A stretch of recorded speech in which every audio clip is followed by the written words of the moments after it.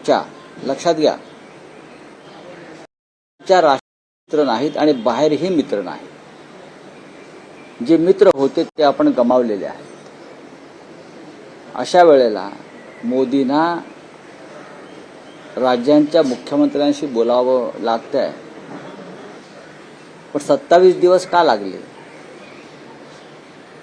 ज्या दिवशी युद्ध सुरू झालं त्यानंतर परिस्थिती हाताबाहेर गेली, बिघडत गेली, तेव्हाच पक्षीय बैठक होती. त्या बैठकीला त्यांनी स्वतः उपस्थित राहायला हवं होतं.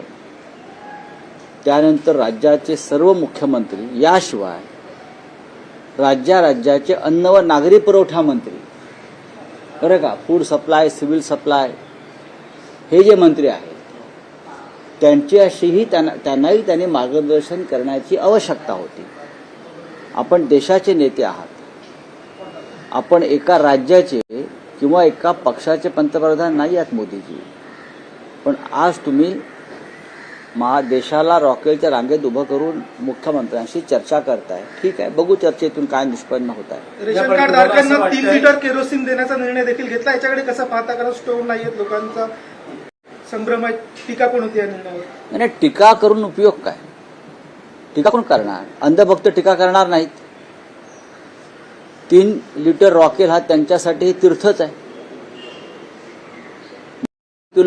3 लिटर रॉकेल देत आहेत हे त्यांच्यासाठी हिंदुत्वाचं तीर्थ आहे.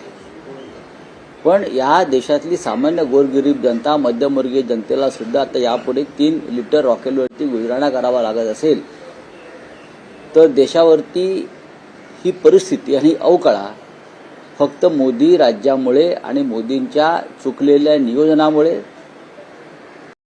नेतृत्वहीन कारभारामुळे ही परिस्थिती निर्माण झाली.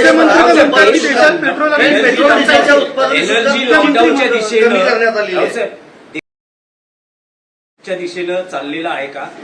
कारण आपण जी देशात पेट्रोल पंपाच्या बाहेर रांगा लागलेल्या आहेत आणि राज्याचे मुख्यमंत्री असं म्हणतात की अफवांवर विश्वास ठेवू नका, मुबलक सगळा साठा उपलब्ध आहे, टंचाई नाही असं ते थेट म्हणतात. पेट्रोल आणि डिझेलची टंचाई. आपल्या राज्याच्या मुख्यमंत्र्यांनी आता खरा तुरुंगामध्ये आहेत महाशय. दुसरे कोणी एखादे असे बुवा महाराज असतील त्यांनी राज्यामध्ये काय चाललंय समजून घ्यावं. सरकारचा हात दाखवून, सरकारला हात असेल तर. ठिकठिकाणी अस्वस्थता, देशभरामध्ये लोक रांगेत उभे आहेत आणि मोदींनी ही भीती जास्त निर्माण केलेली. तुम्ही रॉकेलची मग 3 लिटर रॉकेलची टूम तुम्ही का काढली? तुम्ही रॉकेलची टूम काढल्यामुळे लोकांमध्ये एक भीती निर्माण झालेली आहे. तुम्ही पेट्रोल आणणार कुठून? चीन सारख्या देशामध्ये, फ्रान्स सारख्या देशामध्ये साधारण 4 महिन्याचा साठा आहे पेट्रोल आणि डिझेलचा या क्षणी, 4 महिन्याचा. आणि आपल्याकडे 1 आठवड्याचाही साठा उरलेला नाही, ही माझी माहिती आहे दिल्लीतली. आणि तुम्ही कोणाला दिलासा देताय? तुम्ही जनतेला विश्वासात घेऊन सत्य सांगायला पाहिजे. आता लेटेस्टची बातमी आहे की आता सरकारनं जाहीर केलेलं आहे की 2 महिन्याचा साठा उपलब्ध आहे. आपण 2 महिन्यानंतर त्याच्यावर चर्चा करू. जर 2 महिन्याचा साठा उपलब्ध असेल, आता काही जहाजं आपली होर्मुझ समुद्र धुनीतून जी 4 जहाजं इराणच्या कृपेने सुटलेली आहेत त्याच्यामुळे थोडी परिस्थिती ही बदललेली आहे. याच्यामध्ये डिप्लोमॅसी नसून इराणनं दाखवलेली भारतीयांच्या बाबतीमध्ये संवेदना आहे. सर, पण उत्पादन शुल्कात मोठी कपात केलेली आहे पेट्रोल डिझेलच्या केंद्र सरकारनं. नाही, चांगली गोष्ट आहे. बरं, दुसरं काय? रावसाहेब, पण आता राष्ट्रीय स्तरावरच्या विषयावर, राज्यातल्या विषयावर येऊया की जे अशोक खरात प्रकरण दिवसागणिक वाढते आणि रोज नवे गुन्हे दाखल होत आहेत. महाराष्ट्राची जी प्रतिमा आहे ती संपूर्ण देशात इतकी मलिन झालेली आहे की राजकारणी आहेत, सगळे नामवंत आहेत आणि हे सगळे बुवाबाजीच्या नादी लागले. बुवाबाजीला प्रतिष्ठा नामवंतच देतात. सामान्य माणूस हा बुवाबाजीला प्रतिष्ठा देत नाही. सत्ताधारी, राजकारणी, उद्योगपती, मंत्री, संत्री, आमदार, खासदार हेच अशा भोंदूगिरीला प्रतिष्ठा देतात. त्यांचं तिथे जाणं येणं वाढतं. त्यांचे पूजाविधी अघोरी कृत्य वाढतात. त्याच्यामुळे या बुवांना प्रतिष्ठा मिळते आणि ह्याच्यामध्ये एका पक्षाला दोष देण्यात अर्थ नाही. हा सर्वपक्षीय अत्याचार आहे समाज जीवनावर. एकनाथ शिंदेंनी विधान परिषदेमध्ये जे भाषण केलं त्यात त्यांनी उद्धव ठाकरेंचं नाव न घेता त्यांना इशारा दिला आहे की माझ्याकडेही बरीच माहिती आहे. हे बघा. राज का राज राज रहने दो. बघा, हे त्यांना त्यांचे, काय हा, काही नेते काही ट्विट करतायत. करू द्या. पाणी का दिलं उद्धव ठाकरेंच्या सरकारनं, उद्धव ठाकरेंची बैठक जी ताजमहल झाली ती कशा बाबतीत होती, असे अनेक मुद्दे उपस्थित केले. ज्या विषयांबाबत आणि ज्या विषयांवरती मी विश्वास ठेवत नाही अशा बुवाबाजीवर, भोंदूगिरीवर, अंधश्रद्धेवर, त्याच्यावरती मी कधी बोलत नाही. आणि आपण राज्यकर्ते आहात, शिंदे किंवा फडणवीस, आपण राज्यकर्ते आहात. राज्यकर्त्यांनी अशा भोंदूबाबाच्या नादाला लागू नये हे मी म्हणतो. सध्या जे दिसतं आहे की हे जे कोणी खरात बाबा आहेत त्याला अशा प्रकारे महान बनवण्यामध्ये सध्याच्या सरकारमधल्या मंत्र्यांचा, मुख्यमंत्र्यांचा, तेव्हाच्या आधीच्या मुख्यमंत्र्यांच्या, आता ते डेप्युटी सीएम असतील, या सगळ्यांचा वाटा आहे ना. म्हणजे एकनाथ शिंदे यांचा थेट संबंध सगळ्यांचा आहे. बघा, मी असं म्हणतोय, जे संविधानिक पदावर बसले आहेत, ज्यांनी घटनेची शपथ घेतलेली आहे, त्या सगळ्यांनी अशा गोष्टींपासून लांब राहिलं पाहिजे, अजिबात लांब राहिलं पाहिजे आणि लोकांना एक आदर्श निर्माण करून दिला पाहिजे. आपण ज्या राज्याचं नेतृत्व करतो आहोत तो महाराष्ट्र शाहू फुले आंबेडकर पवनकर ठाकरे यांचा विचारांचा महाराष्ट्र आहे. आपण आपल्या भिंतीवर बाळासाहेब ठाकरे यांचाही फोटो लावताय महाशय. हिंदुहृदय सम्राट बाळासाहेब ठाकरे यांनी कायम ढोंगबाजीला लाथाच मारलेल्या आहेत. तुमच्यामध्ये आणि आदित्य ठाकरेंच्यामध्ये काय मतभेद आहेत असे की माझ्यामध्ये आणि आदित्य ठाकरे यांच्यामध्ये कसले मतभेद असणार?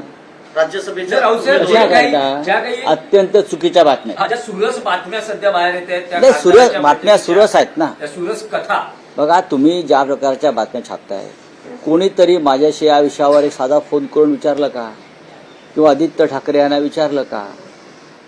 मुळात जी बैठक झाली असं म्हणतात, त्या बैठकीला मी उपस्थित नव्हतो. मी दिल्लीमध्ये माझ्या पुस्तकाच्या कार्यक्रमाला होतो. मी शिवसेना या पक्षामध्ये जन्मापासून आहे, मी परत सांगतो. आणि या पक्षात काही राज्यसभेचा खासदार व्हायला आलो नाही, आमदार, खासदार, मंत्री व्हायला आलो नाही. मी बाळासाहेब ठाकरे यांच्या विचारानं, त्यांचा विचार महाराष्ट्राच्या कानाकोपऱ्यात नेता येईल, संघटनेचं काम करता येईल, या विचाराने मी या पक्षामध्ये सतत काम करणारा एक सामान्य शिवसैनिक आहे. जरी मला बाळासाहेब ठाकरेंनी पक्षाचा नेता केला, अनेक वर्ष खासदार केला, तरीही मी स्वतःला एक शिवसैनिक मानतो. माझा दोष इतकाच आहे, मी माझी मतं परखडपणे मांडतो. हे सुद्धा मी बाळासाहेब ठाकरेंकडून 28 साली तुम्ही शिकलो. खासदार नसाल असं आदित्य ठाकरेंनी मी म्हटलं. तुम्हाला असं म्हणतोय की या पक्षातलं माझं अस्तित्व, वास्तव्य हे आमदार, खासदार आणि मंत्री होण्यासाठी नाही. केव्हा तरी एखाद्या पदाचा निरोप घ्यावा लागतो, त्याची तुम्ही मानसिक तयारी ठेवली पाहिजे. कधीही आम्हाला असं वाटलं की माननीय उद्धव ठाकरे हे अजून 15 वर्ष मुख्यमंत्री राहायला पाहिजे होते. दुर्दैवानं ते त्यांना कमी काळ मिळाला. नियतीच्या मनात काय आहे कोणी सांगू शकत नाही. म्हणजे आदित्य ठाकरे राज्यात फिरत नाहीत अशी नाराजी. 2029ला उद्धव ठाकरे हे पुन्हा मुख्यमंत्री असतील. का नसतील? आम्ही त्यांच्यासाठी प्रयत्न करू. आज आम्हाला गरज आहे, आम्हाला सगळ्यांना, आम्ही खासदार आहोत का आमदार आहोत का हे विसरून पक्षावर जे संकट आहे सध्या, फोडाफोडीचं, पळवापळवीचं, ते रोखून आम्हाला एक मजबूत संघटन उभं करून पुन्हा एकदा महाराष्ट्रात जनतेसमोर जाणं आणि या सरकारविरुद्ध संघर्ष करणं ही आमची प्राथमिकता आहे. आदित्य ठाकरे राज्यात फिरत नाही अशी नाराजी व्यक्त केली जाते. उद्धव ठाकरे हे पुन्हा मुख्यमंत्री असतील तर या मे मध्ये ज्या विधान परिषदेच्या निवडणुका होत आहेत त्यात उद्धव ठाकरे हे महाविकास आघाडीचे उमेदवार असतील आणि तीच तयारी 2029ची या मे महिन्यातल्या बघा, विधान परिषद निवडणुकीत असेल. नाही, एक लक्षात घ्या, माननीय उद्धव ठाकरे जेव्हा 2019ला मुख्यमंत्री झाले तेव्हा ते आमदार होते का? नव्हते. राजकारण समजून घेतलं पाहिजे, तुम्ही अभ्यास केला पाहिजे. सुनित्राताई पवार डेप्युटी सीएम आहेत, आमदार होत्या का? होत्या का? नाही. आम्ही असं म्हणतो की आमचं यापुढलं सगळं काम जे आहे माझ्यासारख्या कार्यकर्त्याचं, हे पुन्हा एकदा शिवसेनेच्या हातामध्ये संपूर्ण आम्ही सगळे मिळून आणि नेतृत्व उद्धव ठाकरे यांनी करावं, ही आमची भूमिका आहे. त्याच्यामुळे ह्या ज्या तुम्ही काय गोष्टी सांगता, या पानसट आणि अशा गोष्टीकडे लक्ष द्यायला माझ्यासारख्या माणसाकडे तुमचे काही हितचिंतक सोशल मीडियावर अगदी ठामपणे असं सांगतायत की संजय राऊत हे शिवसेना उद्धव बाळासाहेब ठाकरे पक्ष सोडणार, असं काही तुमचे हितचिंतकच सोशल मीडियावर त्यांना सांगू द्या ना, हे अनेक वर्ष सांगत असतील. पण मी माझ्या बाळासाहेबांनी निर्माण केलेल्या पक्षातच आहे आणि राहणार आहे ना. हा विचारही कधी माझ्या मनाला शिवला नाही. मी मगाशी म्हणालो की राज्यसभा खासदार किंवा लोकसभा खासदार होणे माझ्या जीवनाचं इप्सित कधीच नव्हतं आणि नाही आणि राहणारही नाही. राष्ट्रवादी काँग्रेस तुमचा मित्र पक्ष आहे, सुप्रिया सुळे त्या खासदार आहेत. त्यांनी असं म्हटलंय देवेंद्र फडणवीस हे नरेंद्र दाभोळकरांचा वारसा समोर पुढे नेत आहेत, यावर काँग्रेसनं जोरदार केलाय. नाही, त्यांना तसं त्याच्यात गुण दिसले असतील फडणवीसांमध्ये, तो त्यांचा व्यक्तिगत प्रश्न आहे. राऊतसाहेब, आदित्य ठाकरे राज्यात फिरत नाहीत अशी तुमच्या खासदारांनी नाराजी व्यक्त केली आहे. असं अजिबात नाही आहे. अशी कोणतीही नाराजी व्यक्त केलेली नाही. माझं बोलणं झालेलं आहे सगळ्यांशी. आदित्य ठाकरे हे सातत्यानं फिरत असतात. मुंबई महानगरपालिका निवडणुकांमध्ये आपण पाहिलं असेल, ते ठाण्याला होते, त्यानंतर कल्याण डोंबिवलीत गेले, ते नाशिकला गेले, संभाजीनगरला गेले, जात आहेत ना. पण एखादं टार्गेटच करायचं म्हटल्यावरती मीडियाच्या माध्यमातून तुम्ही काही करू शकता. नाही राऊतसाहेब, आणखी एक महत्वाचा विषय आहे, राष्ट्रीय स्तरावरील राजकारणाचा विषय आहे की तुमचं इंग्रजी पुस्तक अनलाइकली पॅराडाईज हे 4 दिवसापूर्वी प्रकाशित झालं, ज्यात तुम्ही एक मोठा गौप्यस्फोट केला आहे की उपराष्ट्रपती जगदीप धनखड हे त्यांच्या पदाचा राजीनामा द्यायला तयार नव्हते, पण त्यांच्यासमोर ईडीची दिली आणि त्यांचा राजीनामा घेतला गेला. त्यांचे काही व्यवहार यासाठी कारणीभूत होते. त्यांचे काही व्यवहार, त्यांचा कोणताही व्यवहार नव्हता, त्यांना धमकावण्यात आला. त्यांचा कोणताही तसा व्यवहार नव्हता. त्यांनी स्वतःचं राहतं घर विकलं आणि त्यांची मुलगी परदेशात आहे. अत्यंत कायदेशीर मार्गानं त्यांनी काही रक्कम मुलीला पाठवली.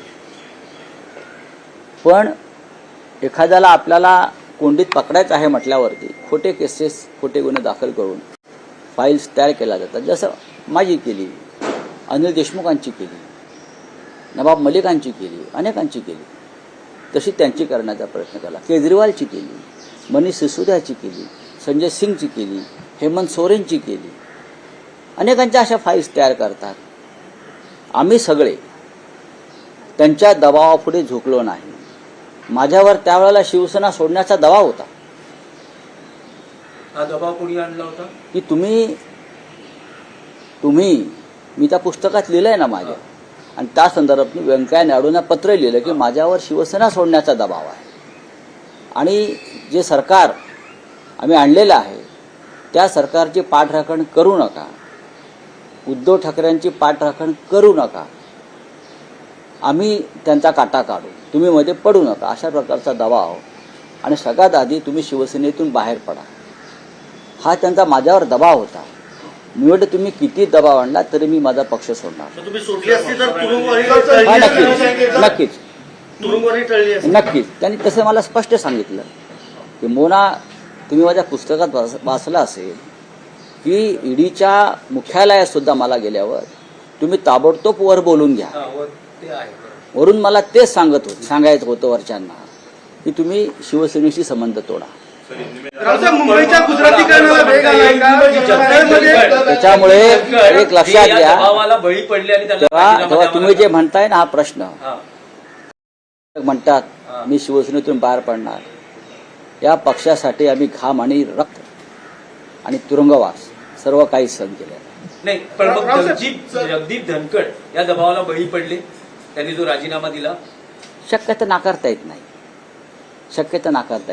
राऊतसाहेब, परळमध्ये एका उड्डाणपुलाच्या कामादरम्यान गुजराती फलक लावण्यात आल्यामुळे मुंबईच्या गुजरातीकरणाला वेग आलाय का, असा प्रश्न विचारला जातोय. बोला, क्या आपका है?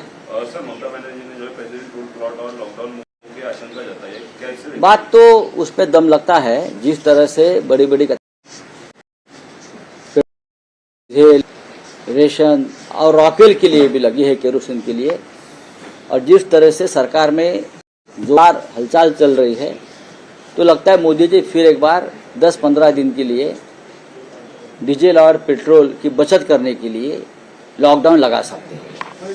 सर, जिस तरह से PM Modi West Asia conflict CM की बैठक करा रहे, जिससे सीएम की बैठक करवा रहे, क्या आपको लगता है लॉकडाउन बहुत देर हो गई, ये बैठक करने में बहुत देर हो गई। मोदी के मन में कुछ ना कुछ इस प्रकार की बातें चलती रहती है।